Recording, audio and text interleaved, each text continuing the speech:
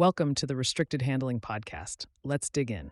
Here's what's been going on in Russia in the last 24 hours. Abu Dhabi is still the center of gravity. As of Thursday, February 5th, the second round of U.S.-led talks between the U.S., Ukraine, and Russia wrapped up. Yesterday, we talked about who was showing up and what that might signal. Today, the update is what actually came out of the room and what very clearly did not. The talks ended after only a few hours on day 2.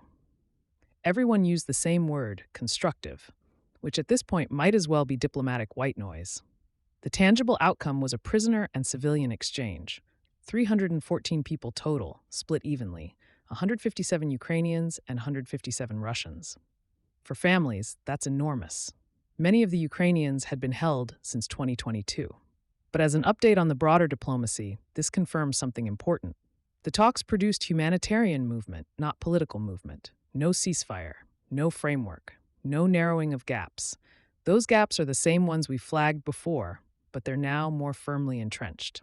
Russia reiterated again that any final agreement must include recognition of the Donbass as Russian territory.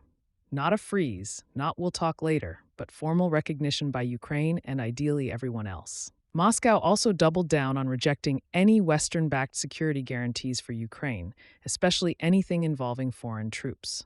Ukrainian officials, including President Zelensky, stayed publicly disciplined. Talks were not easy. Ukraine would remain constructive, but there would be no reward for aggression. That's not new language, but the update is that neither side softened even slightly after 2 full days. What did change is what happened around the talks. Yesterday, we talked about Russia using energy pressure as leverage. Today's update is that the strikes came roaring back immediately after any ambiguity around pauses ended. Earlier this week, overnight Tuesday into Wednesday, Russian forces launched a massive aerial assault, roughly 450 drones and 71 missiles, aimed heavily at Ukraine's power and heating infrastructure. Kyiv, Kharkiv, Mykolaiv, multiple regions hit. Over 1,000 apartment buildings in Kyiv alone lost heat as temperatures plunged. Ukrainian energy officials described it as the most damaging strike of the year so far. This wasn't a warning shot. It was a reminder of how Moscow prefers to negotiate. Talk with one hand, hit the breaker switch with the other. Ukraine's response also evolved, and this is a real update. Kyiv confirmed that back in January, it carried out strikes against Russia's Kapustin Yar missile test and launch site in Astrakhan Oblast. This isn't just another base. Kapustin Yar is where Russia launched the Oreshnik intermediate-range ballistic missile in November 2024 and again in January 2026. Ukrainian-made Flamingo cruise missiles damaged hangar facilities used to prep ballistic missile launches, with at least one hangar significantly damaged and personnel evacuated.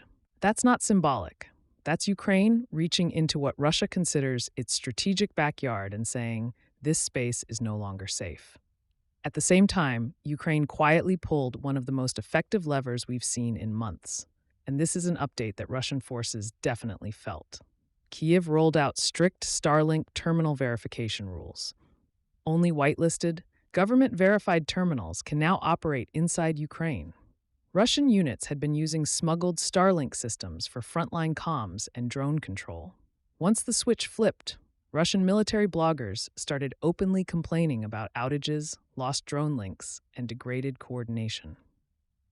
Ukrainian commanders reported noticeable drops in Russian FPV drone activity in some sectors. There's also now a speed cap. Move too fast, you lose signal.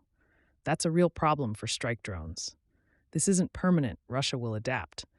But as of today, it created a very real operational headache, courtesy of what is essentially a software decision.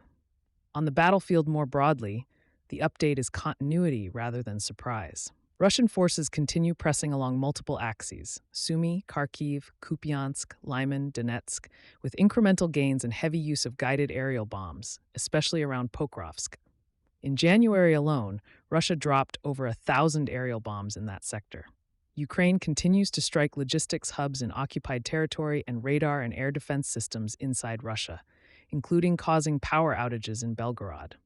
No dramatic map swings, but the grinding, tech-heavy war we described yesterday is still very much the reality today. Now let's talk about the nuclear backdrop, because here the calendar actually flipped. Yesterday, we talked about New START approaching expiration. Today's update is simple and stark. It's gone. As of February 5th, the New START nuclear arms treaty officially expired. No binding limits, no inspections, no mandatory data exchanges. For the first time since 1972, the US and Russia are operating without formal constraints on deployed strategic nuclear weapons. The reactions are telling. President Trump reiterated that he wants a new, better treaty down the line and prefers one that includes China. Russia responded by saying it will act responsibly, a phrase that's doing some heavy lifting, while warning it may take decisive countermeasures. Dmitry Medvedev leaned into apocalyptic language, because of course he did. Meanwhile, Moscow and Beijing held a video call between Vladimir Putin and Xi Jinping to discuss the negative consequences of New START's expiration and reaffirm strategic alignment. China again made clear it has no interest in joining arms control talks, citing its smaller arsenal, while continuing to grow that arsenal. If this were a Netflix series, this is the episode where the uneasy partnership gets a little too cozy. There is, however, a small but notable update alongside the tension. On the margins of the Abu Dhabi talks, U.S. and Russian military officials agreed to re-establish high-level military-to-military dialogue. The stated goal is avoiding miscalculation and escalation. That's not arms control, but it's a circuit breaker. Think less reset and more, let's keep the phone plugged in.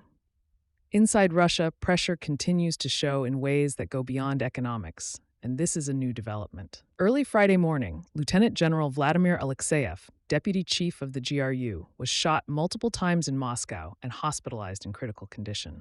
Alexeyev has been a senior intelligence figure since 2011 and was involved in overseeing private military companies and negotiating with Wagner during the 2023 mutiny.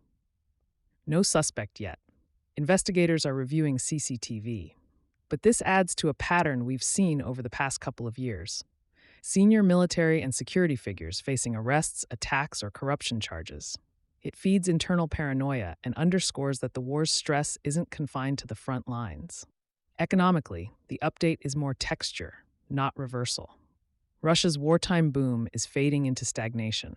Growth projections for 2026 are under 1%. Oil revenues are down sharply. Labor shortages are acute. Inflation and interest rates remain high. To keep the war funded, Moscow has raised corporate taxes, hiked VAT, and squeezed spending on welfare, education, and infrastructure. Defense spending remains above 7% of GDP. Western pressure is tightening too. European states are actively discussing stronger enforcement against Russia's shadow oil fleet. U.S. Treasury Secretary Scott Bessent said further sanctions, including against tankers, will depend on how peace talks unfold. Moscow warned that interference with oil shipments could trigger responses. That standoff is still developing. Finally, the Kremlin is still working the home front narrative hard.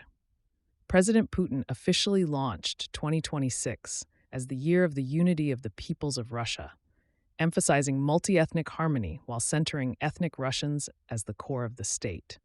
It's a familiar move, very Soviet in flavor, designed to keep the domestic coalition intact as costs rise.